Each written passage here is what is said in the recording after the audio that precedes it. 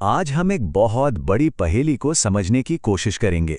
दुनिया के सबसे महान निवेशकों में से एक वॉरेन बफेट आखिर मार्केट से बाहर क्यों बैठे हैं? जब हर कोई इन्वेस्ट कर रहा है तो वो क्यों इंतजार कर रहे हैं? चलिए इस मामले की तह तक चलते हैं। जरा सोचिए, एक अकेली कंपनी, उसके पास अमेरिकी सेंट्रल बैंक से भी ज्यादा सरकारी कर्ज है। आखिर ये हो क्या रहा है? हम बात कर रहे हैं एक चौंकाने वाली रकम की, 314 अरब डॉलर। ये इतनी बड़ी रकम है जिसकी कल्पना करना भी मुश्किल है। और बफेट की कंपनी बर्कशायर हैथवे ने ये सारा का सारा पैसा शॉर्ट टर्म सरकारी कर्ज यानी टी बिल्स में लगा रखा है। अब असली दिलचस्प बात समझिए। बर्कशायर के पास है 314 अरब डॉलर के टी बिल्स, जबकि अमेरिकी फेडरल रिजर्व के पास सिर्फ 195 अरब डॉलर के। जी हां, एक प्राइवेट कंपनी के पास खुद अमेरिकी सेंट्रल बैंक से ज्यादा। ये अपने आप में एक बहुत बड़ा सिग्नल है। तो हमारा पहला सुराग हमें सीधे बाजार की ओर ले जाता है। देखिए, बफेट हवा में तीर नहीं चलाते। वो मार्केट का तापमान मापने के लिए एक बहुत ही खास टूल का इस्तेमाल करते हैं। बफेट ने एक बार कहा था कि एक लेवल के बाद मार्केट में पैसा लगाना आग से खेलने जैसा है। तो सवाल ये उठता है कि उन्हें पता कैसे चलता है कि रिस्क का बहुत ज्यादा है? इसका जवाब उनके एक बहुत फेमस इंडिकेटर में छिपा है, और ये है वो टूल, बफे इंडिकेटर। इसका कॉन्सेप्ट बहुत सीधा है। ये पूरे स्टॉक मार्केट की कुल कीमत को देश की कुल जीडीपी से डिवाइड करता है। मतलब ये बताता है कि बाजार देश की इकोनॉमी के मुकाबले कितना बड़ा या छोटा है। और ये कोई ऐसी वैसी मीट्रिक नहीं है। बफेट ने खुद इसे वैल्यूएशन का सबसे अच्छा सिंगल मेजर कहा है। और जब वो ऐसा कहते हैं तो दुनिया सुनती है। ये उनकी सोच का एक बहुत जरूरी हिस्सा है। तो ये इंडिकेटर आज हमें क्या बता रहा है? सीधी सी बात है, अमेरिकी बाजार अपनी ऐतिहासिक औसत से काफी ऊपर है। ये इंडिकेटर साफ साफ कह रहा है कि बाजार महंगा हो चुका है। तो यहां सबसे जरूरी बात यह है कि जब यह अनुपात बहुत ज्यादा होता है तो बफेट के लिए ये एक खतरे की घंटी है। इसका मतलब है कि स्टॉक की कीमतें इकोनॉमी की असल कमाई की क्षमता से कहीं आगे निकल गई हैं, जो कि एक बहुत रिस्की सिचुएशन है। चलिए अब अपने दूसरे सुराग पर चलते हैं। अगर मार्केट महंगा है तो बफे इंतजार करते हुए अपना पैसा रखते कहां हैं? यहीं पर दूसरा सुराग सामने आता है। एक ऐसा ऑप्शन जिसमें कोई रिस्क ही नहीं है। इन्हें कहते हैं अमेरिकी ट्रेजरी बिल्स या टी बिल्स। ये आप समझ लीजिए अमेरिकी सरकार को दिए गए शॉर्ट टर्म लोन्स हैं।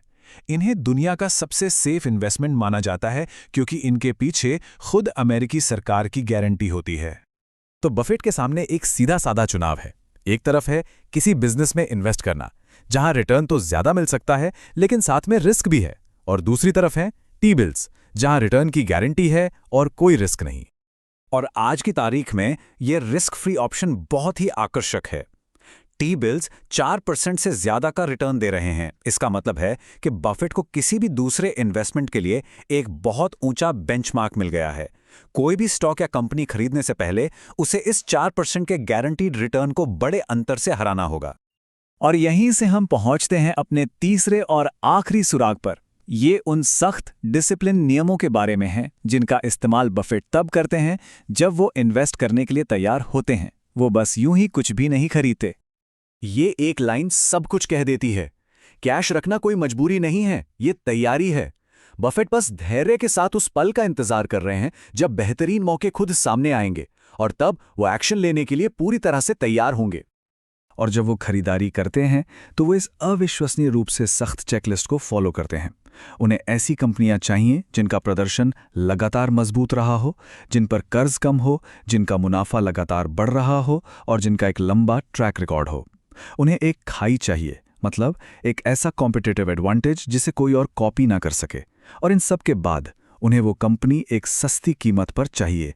ऐसी कंपनी ढूंढना बेहद बेहद मुश्किल है। तो अब हम इन सभी सुरागों को एक साथ जोड़ने के लिए तैयार हैं ताकि हम शुरुआती पहेली को सुलझा सकें। बफेट किनारे क्यों बैठे हैं? तो ये रही पूरी कहानी 3 आसान पॉइंट्स में। पहला, बफेट इंडिकेटर बता रहा है कि मार्केट महंगा है, इसलिए सावधान रहने की जरूरत है। दूसरा, टी बिल्स कैश पार्क करने के लिए एक सुरक्षित और आकर्षक जगह है। और तीसरा, उनकी सख्त शर्तों को पूरा करने वाली अच्छी कंपनियां अभी सही कीमत पर मिल नहीं रही हैं। तो इसका मतलब ये नहीं है कि वो कुछ नहीं कर रहे हैं। ये एक बहुत ही एक्टिव और सोची समझी स्ट्रेटेजी है। ये सही मौके का इंतजार करने का अनुशासन है, न कि बाजार के शोर में बह जाने की जल्दबाजी। तो इस पूरे विश्लेषण से सीखने वाली बातें क्या हैं? पहली, दिनों में नहीं, दशकों में सोचें। दूसरी, जब कीमतें आसमान छू रही हों तो अनुशासन और भी जरूरी हो जाता है। तीसरी, धैर्य रखना सिर्फ इंतजार करना नहीं, ये अपने आप में एक एक्टिव स्ट्रैटेजी है। और आखिर में, हमेशा ये जानें कि आपका रिस्क फ्री ऑप्शन क्या है। और हम इस अंतिम विचार के साथ इस विश्लेषण को समाप्त करते हैं। आज के इस तेज तर्रार बाजार में जहां हर कोई फौरन रिजल्ट्स चाहता है, क्या वॉरेन बफेट हमें यही याद दिला रहे हैं कि सबसे बड़ी ताकत शायद सिर्फ धैर्य रखने और सही समय का इंतजार करने में ही है?